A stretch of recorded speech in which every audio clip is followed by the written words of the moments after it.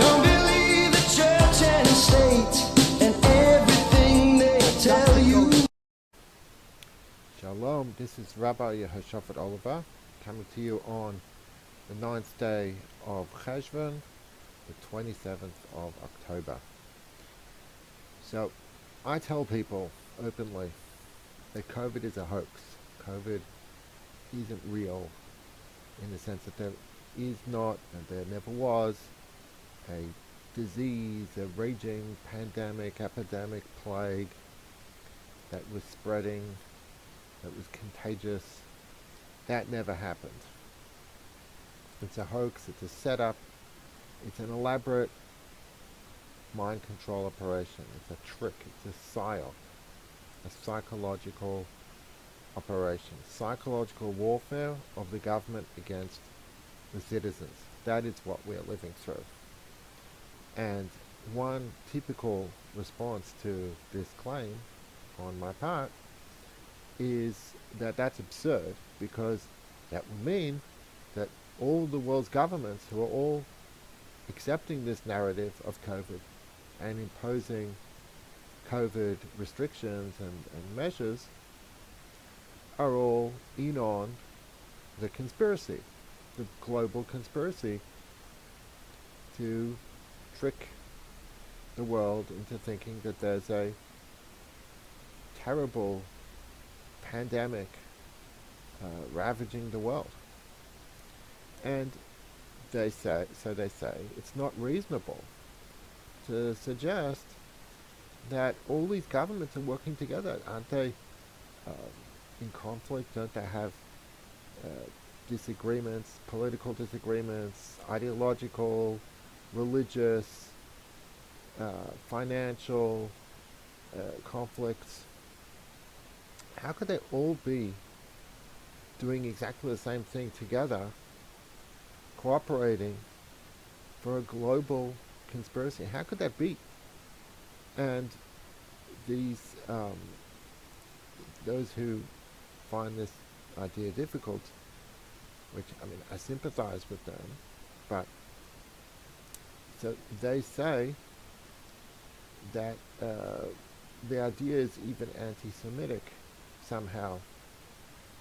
I don't know why, but they think that this suggestion it can't be true, because since some anti-Semites say things like this, so therefore it can't be true. It can't be, something like that. Whatever anti-Semites say can't be true. In any case, how could it be that there would be a worldwide conspiracy? Like, how can we understand that? The world is not as it seems. Politics, geopolitics is not what we're led to believe in the media and from the government. The media, to a large degree, is propaganda for the elites, for the ruling class, as people are now calling them, the predator class, because all these governments, all these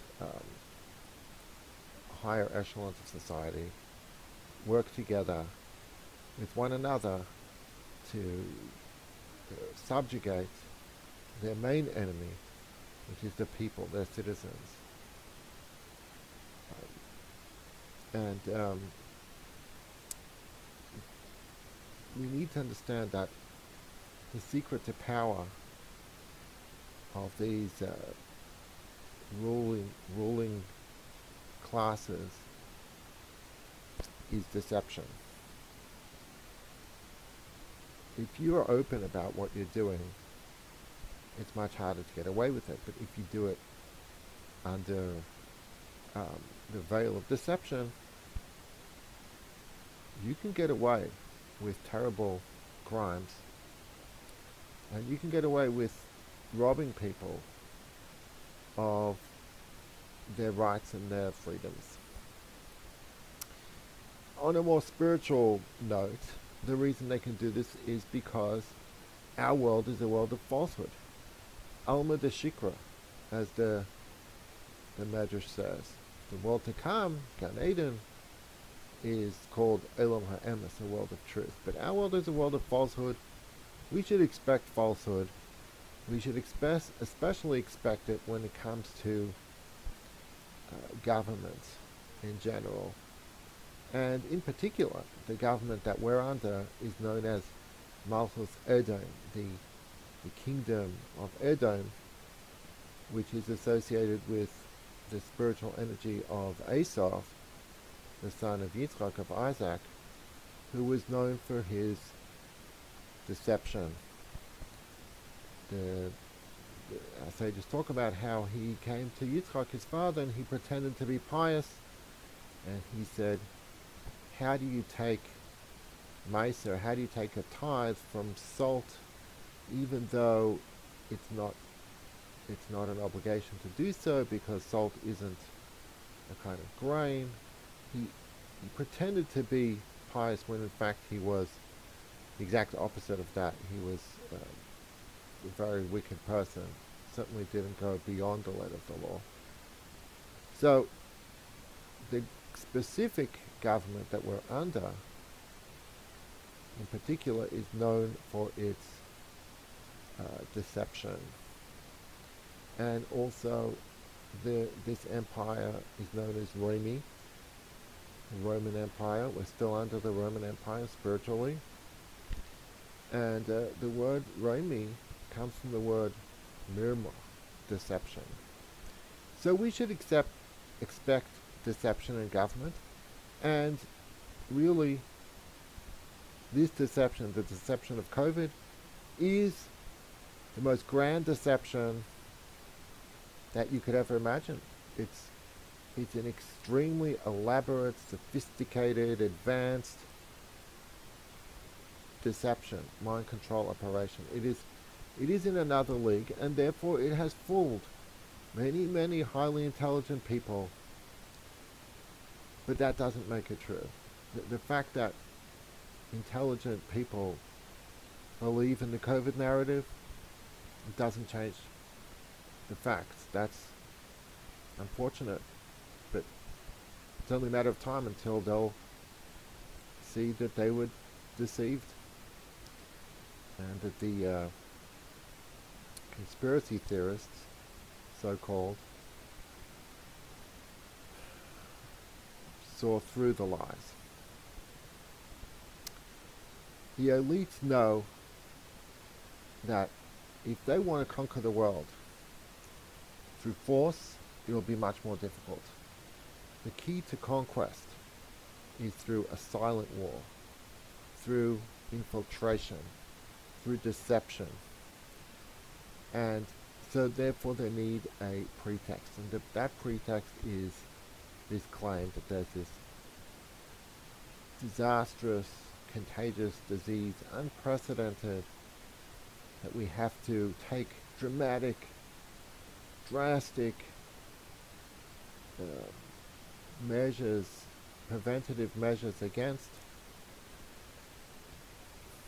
And that big lie, capital B, capital L, that's the key. That's the mind control trick for the elites to gain control over the world ultimately, and usher in their new world order, their one world government, which will be a complete dictatorship, God forbid. So the elites work through infiltration. They infiltrate all governments. They compromise them. They bribe them. They blackmail them. They threaten them. They know what to do to gain power. And so therefore the rulers, the apparent rulers, leaders of these countries are in fact largely puppets. They're not really in charge. They're just figureheads, so that people think that these people that they chose to be in power are in power. But in reality, those people are being controlled by other people who prefer to remain behind the scenes because that gives them more freedom, more control when they operate in secret. When it comes to COVID in particular, the conspiracy is not just under the surface, it is in fact on the surface if you just pay attention.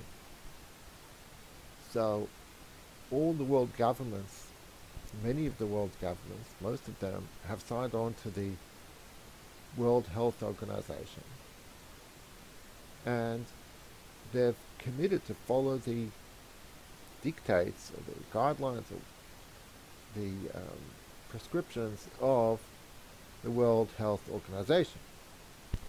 And the true purpose of the World Health Organization is world domination. And so, therefore, it's really quite understandable that all the governments are doing the same thing, because they're all following the script that they're being given by the World Health Organization. It's not even really able to be disputed. The World Health Organization has prescribed various things, and the governments have done so. And in most cases, they've said they're doing so because the WHO said so. And another NGO that's related to this is the World Economic Forum.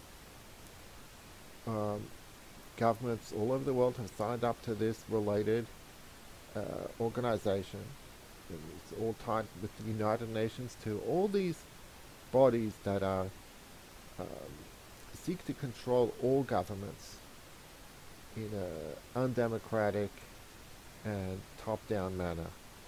They're all really on the surface conspiracies, so to speak. They're controlling all the governments of the world. They involve cooperation. They put it in very flowery terms if you look at their materials, but they involve cooperation of all the governments towards fulfilling the goals of these NGOs. In the case of COVID in particular, we saw a pandemic exercise just a month before COVID that was openly advertised, openly publicized. The Event 201 pandemic exercise was held in November under auspices of the Bill and Melinda Gates Foundation and the Johns Hopkins University. And in it, representatives of countries throughout the world played an exercise, a simulation of what would happen if there would be a global pandemic of a coronavirus. That's what they called it in their simulation. They called it a coronavirus, not any other kind of contagious disease, but specifically coronavirus. And so they openly prepared for what was coming. Now they'll say that it was a complete coincidence. Well, we had no way of knowing that was going to happen a month later, 2 months later. It's just, just amazing that they were so prophetic and so insightful in their abilities to foretell the future, that they knew to prepare. In any case, we see how they all were involved in this simulation, and all the video of it was made public. At least the public video was made public, and it's still up on YouTube. You can go watch their simulation. It's quite eerie as to how that's exactly what happened, at least as far as the news reports are concerned, that there was a coronavirus pandemic. But in any case, it's really riveting viewing the Event 201 pandemic exercise. It openly shows you how COVID was a staged event as part of a sinister takeover, because it's one or the other. Either it was a complete coincidence, a complete accident that they did it, and it just so happened to come true, or they were preparing for it, which means it's evil and sinister. It's not what it appeared to be at all.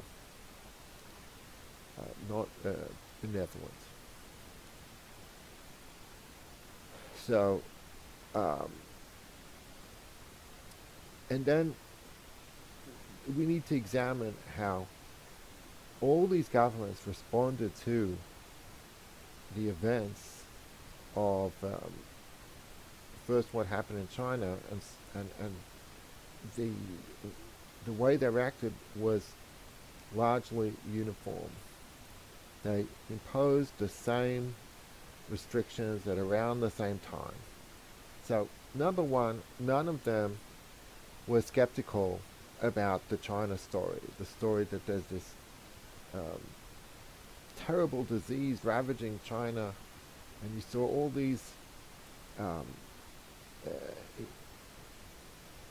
videos that were leaked from China, and you saw these pictures of people dropping dead on the streets, lying on the streets, dead. Suddenly they're walking down the street, and they're just dead on the street. People dead in the streets. People being schlepped, being dragged into, very brutally by people covered in white lab coats and protective gear, dragged out of their houses because the disease is so contagious and it's so deadly, and you see how China is taking it so seriously. Well, I mean, if we're going to suspect any country of lying and telling big lies and having hidden agendas, it would be pretty straightforward. It wouldn't be so controversial to say that Communist China, the CCP, is doing so. And yet, none of the world's countries expressed fundamental skepticism about the narrative that there was, in fact, in China, an actual terrible contagious disease ravaging China. They didn't question that. And they didn't ask for a sample of COVID to test to see if it's really so deadly as is being reported on the news as what is happening in China. They just simply accepted that story uncritically.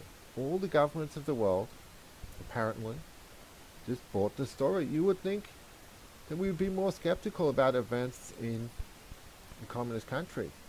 And people are commenting then, isn't it convenient with regard to Hong Kong that there were all these riots and these protests in Hong Kong against government oppression, and as soon as COVID happened, apparently all these activists disappeared. So people, regular citizens, can see there's something suspicious about what's going on. It's not. There were many signs. There were many signs that the story in China was a hoax. But the governments of the world just accepted it. So right there already you have a sign that these governments were not acting in good faith, because had they examined the story critically, they would have come to a different conclusion, or at least some of them would have. Maybe others would not have. But for them all to accept the China story is a sign that something is not right. Something is seriously amiss. For there to be this unanimity in accepting the word of the CCP. Next, they all called for lockdowns. They went straight to lockdowns. They said, this is a deadly, contagious disease. We have to immediately lock down the entire country. And they did so all based on the testimony of one guy and his team, this Professor Neil Ferguson of the Imperial College of London.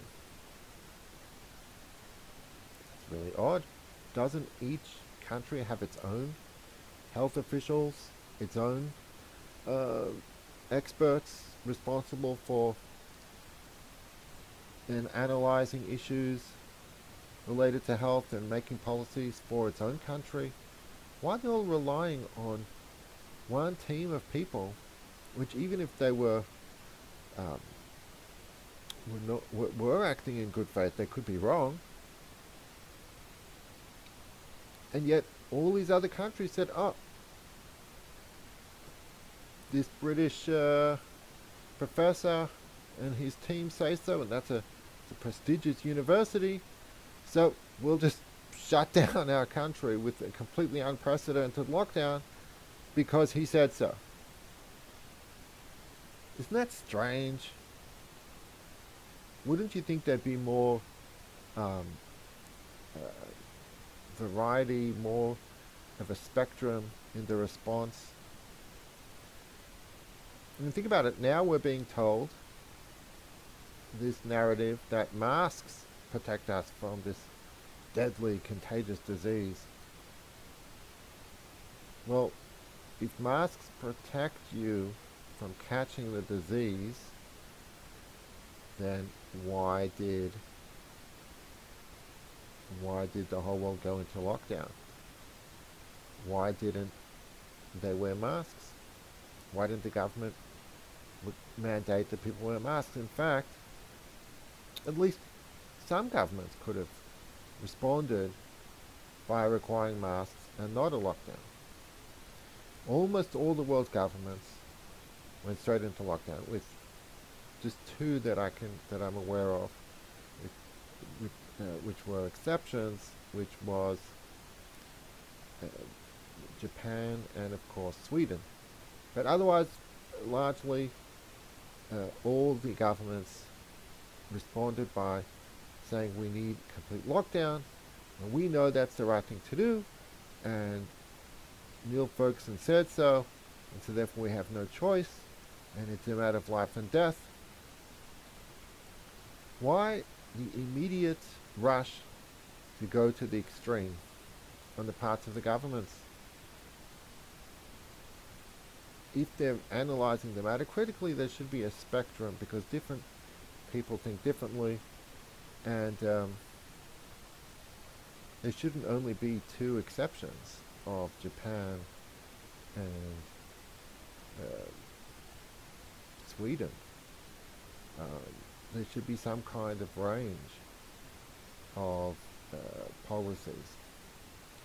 I'm probably leaving out some other exceptions, but what I'm saying is generally true, that they went straight to the extreme, and that should be a sign that it was planned. That's the only logical explanation. It was planned that there be a worldwide lockdown.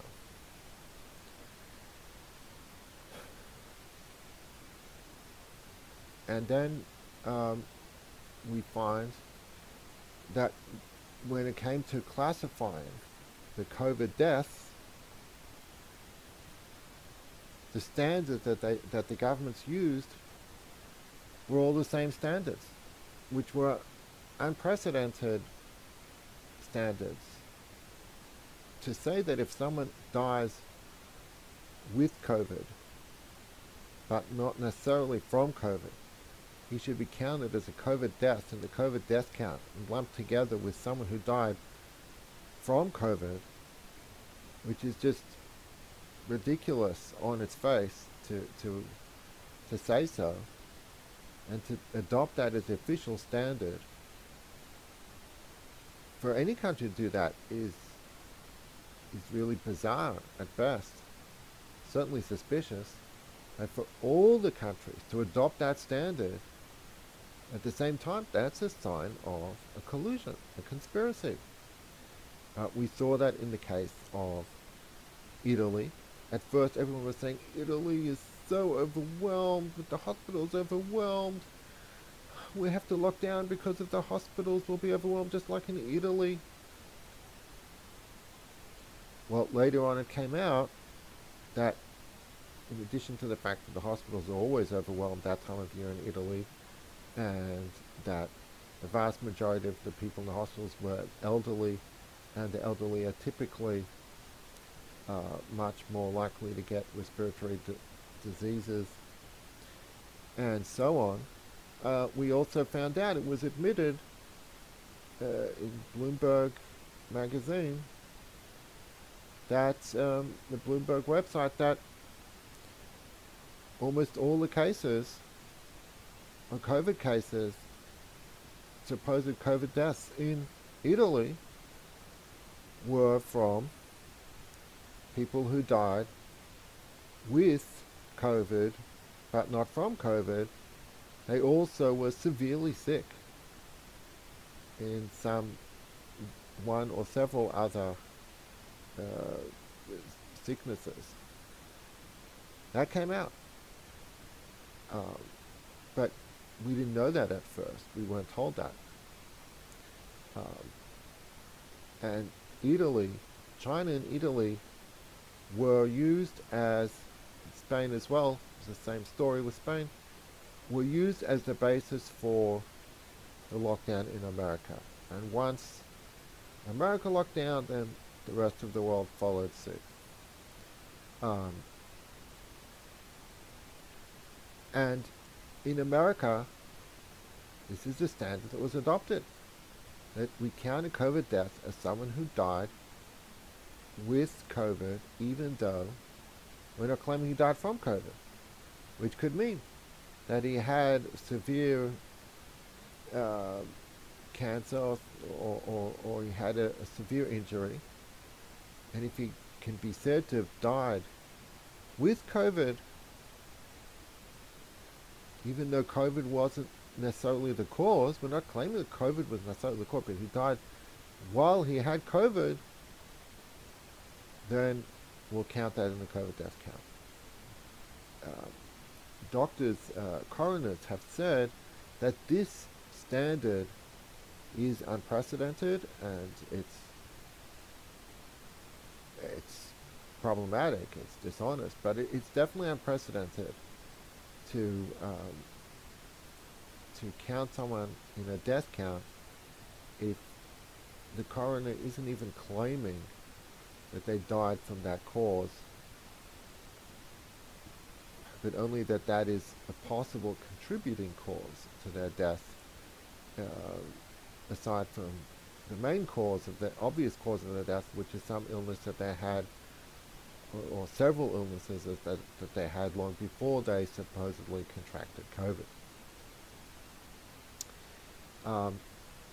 So that's another sign that we're dealing with a global, coordinated conspiracy. Another example is that when it comes to the treatments of hydroxychloroquine and zinc and so on, governments throughout the world banned it at around the same time. Now, you would think that if this disease is so very deadly, and we have no choice, we have no treatment, and we have no vaccine, and therefore we just have to lock down the country, despite all the harm that will cause. We're so sorry, we're desperate, there's nothing we can do. This is just a painful reality, we have to lock down the country. but yet at the same time they ban hydroxychloroquine. Uh, States in America banned it, not all states, I think. Canada banned it. It was banned in Australia, and so on. So number one, the very fact that they did that is suspicious. And number two, the fact that New Zealand banned it, the fact that the fact that all the governments did so, many of the governments did so, is another sign of collusion, because it's counterintuitive for them to do it at all. For many of them to do it, it really points to, again, a conspiracy. And then, of course, they all adopted the social distancing policy, even though there's no scientific proof that social distancing is a real thing. It was never scientifically proven. There are no studies. There were no studies proving that it's a valid concept, that it to distance oneself from everyone around you 6 feet. There's just no science, no solid science was ever shown to prove that. Maybe they came up with something later on, but certainly not before it happened. They just said, look, we're the experts, and this is what we're saying, but we don't need to prove it because we're the experts. So they all came out with social distancing propaganda at exactly the same time. And then, of course, they all came out with masks at around the same time. There was a bit of a delay in Australia. Australia was late. Australia is often late to adopt masks. But once they did adopt masks, it was a very strict requirement. But yeah, as they started reopening, they said everyone has to wear masks.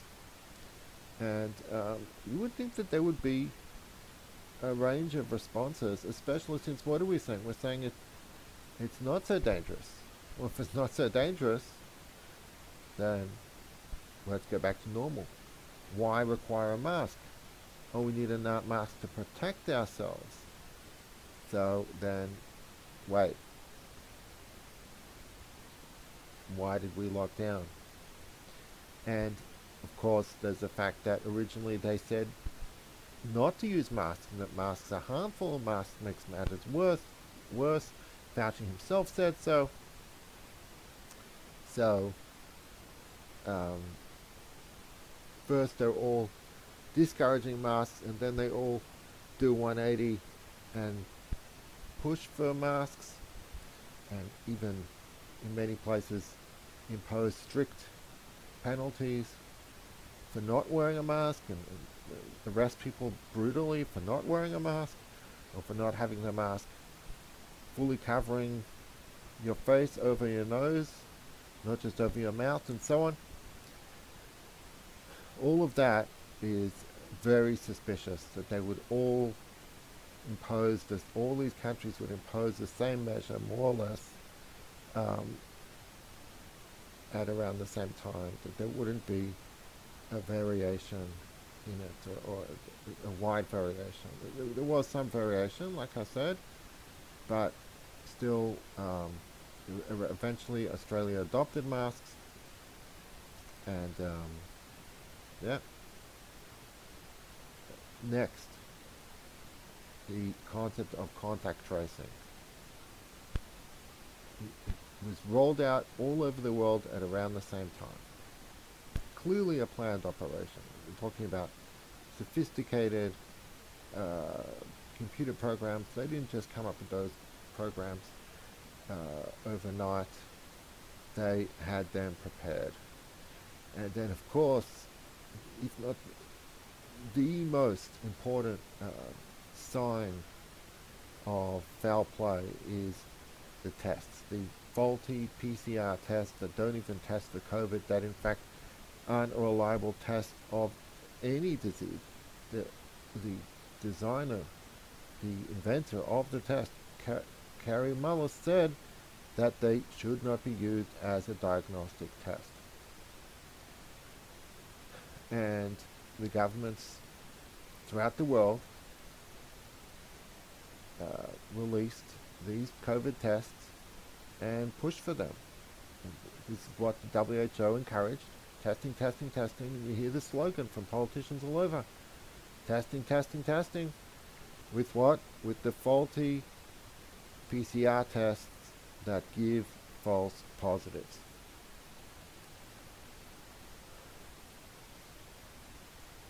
And then they came out with the slogan New Normal, meaning to say you can go back to your businesses, but only if you follow our wacky rules and don't expect it to ever change.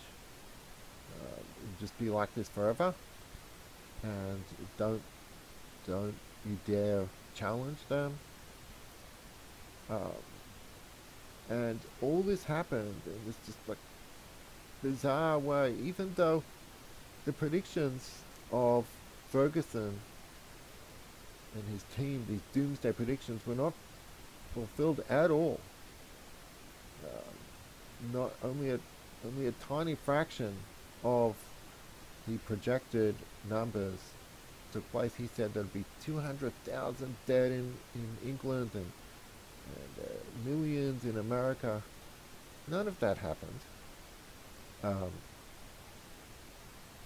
And yet, everyone still believes that there was a deadly pandemic and that we have to follow these measures because otherwise someone could catch the disease and die, even though the prediction didn't come true. And let's be clear, they said that even with the measures, Fauci said 200,000 people would die with the measures.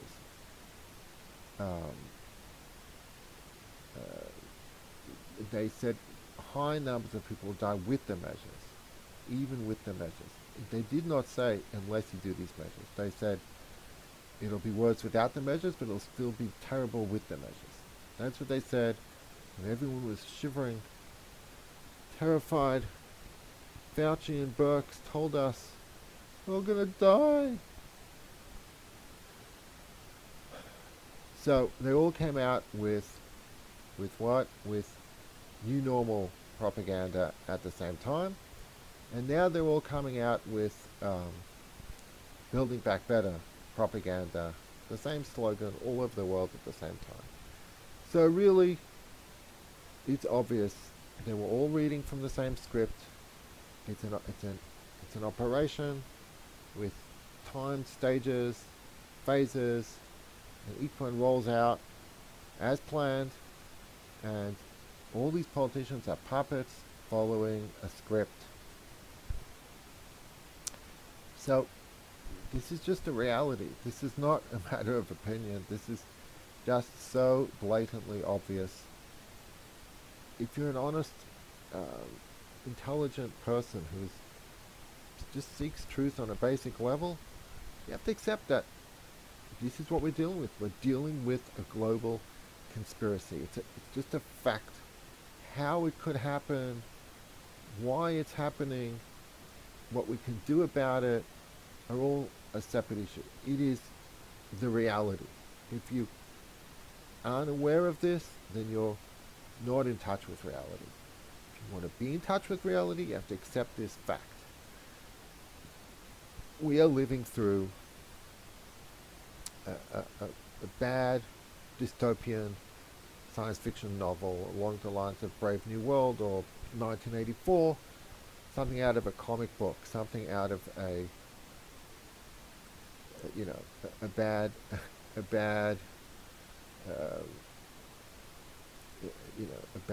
nightmare. But the average person is in denial. They were not raised to view the world, the modern Western world, in this way. That's the way things were in previous times. Yeah, back back under the Nazis and the communists and the, various other corrupt governments. But now we're told that we've moved beyond that. And we keep quoting the year. We live in the 21st century, and now we're so much more enlightened and superior to those earlier generations. And now we have modern technology and modern communications, and we just feel that we're somehow protected, we're somehow immune from all those power plays of the past. And yeah, politicians sometimes lie, but they would never do something like that. That would never happen here. It would never happen again. It happened then, but that was then. But now, our government is so good to us, and therefore, if they say that we need to lock down for our own benefit, we can trust them. And some people are just so naive. They're in denial. They're in denial, and it's understandable. It's an understandable refusal to accept the reality, but it just doesn't change the fact that if you want to survive in this difficult time, you have to be in touch with the reality, and however difficult it may be, face up to it, accept it, so we can figure out a strategy, maybe even a solution. But certainly we do not we do ourselves a disservice and others a disservice when we allow ourselves to be deceived by these psychopaths. We can't allow that. We have to resist that.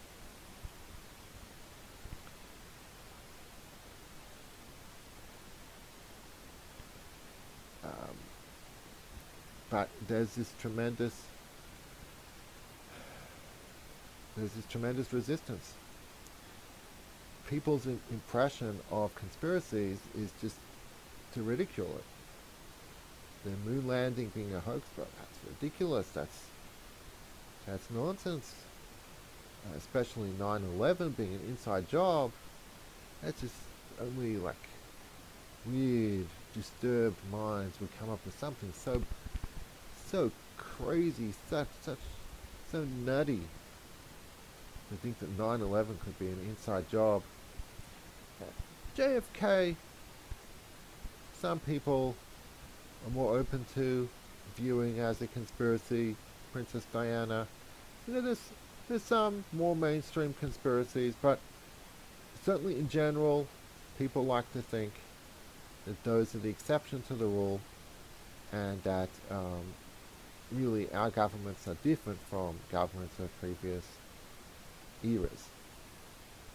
And another point is that people sense that once you start going down that road, that rabbit hole of conspiracies, they rightly sense that one thing leads to another. One conspiracy leads to another, and once you accept one of them, you suddenly find yourself accepting many of them, if not most of them. And there's not a place where people want to be. So therefore there's this resistance, this cognitive dissonance to investigating the matter at all. This denial and this ridicule of those who do suggest this explanation. But it's time to put that aside. Conspiracies are not only possible, but a worldwide conspiracy is possible. It's possible, and it's happening before our eyes. Exactly what's going on? Are there secret societies behind it? I think that deserves investigation. Some say it's the Illuminati, the Jesuits, the Freemasons.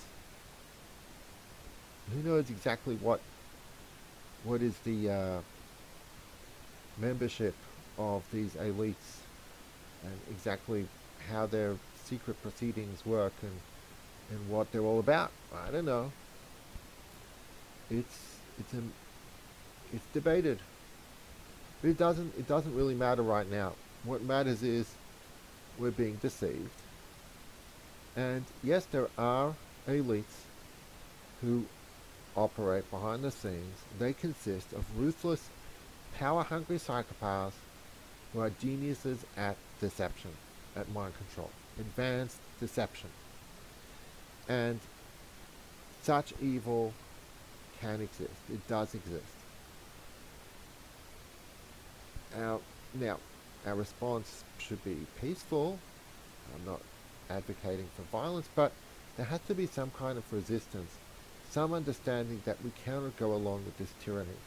Once we see through the lie, we have to refuse to comply, refuse to submit. That's the main thing they want. They want submission. That's what the masks are all about.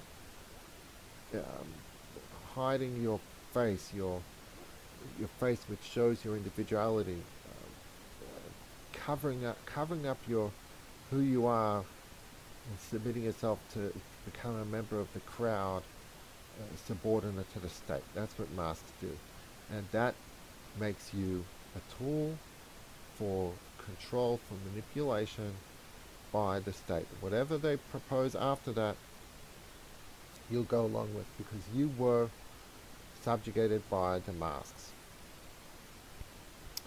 And so too, everything they do is all designed as a preparation for the next level of tyranny, of deprivation of our rights and freedoms that they plan to roll out.